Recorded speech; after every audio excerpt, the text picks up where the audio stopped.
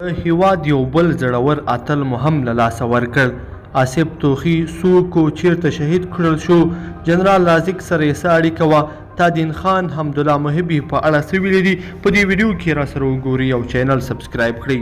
درنو لیدونکو السلام علیکم، وخت مو په خیر. د افغانستان د کورنیو چارو وزارت وایي د پکتیکا ولایت د امنیه قومندانۍ د امنیت امیر سمنوال محمد آصف توخي د وسلوالو طالبانو د سړک غاړې مین چاودنه کې وژل شوی.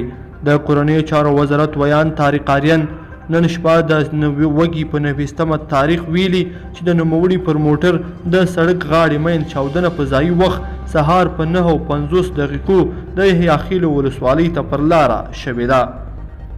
پر همدې مهال جنرال تادین خان د جنرال عبدالرازق ورور هم په دې اړه خواشیني څرګنده کړې ده.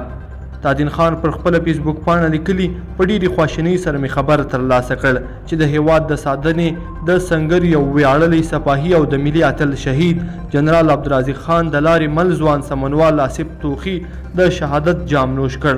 هغه د وطن زړور او باجرته انسان و.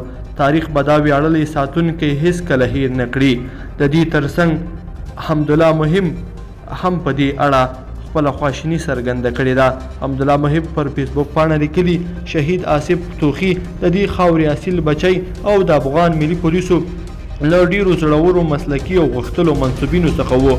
هغه خپل ژوند د دې خاورې خدمت او له دښمنانو د خپلو خلکو ساتنې او آرامش ته وقف کړی و او بالاخره یې په همدې مقدسې لارې کې د شهادت جام نوش کړ.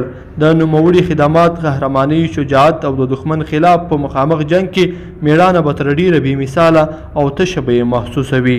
درنو لیدونکو په دې هیله چې دا مطلب به مو تر پایه را سره لیدلی وي. که مو دا ویډیو خوښه شوه ویډیو لایک کړئ د سره او چینل سبسکرایب کړئ. تر بیا ښه وخت د لوی الله په امان.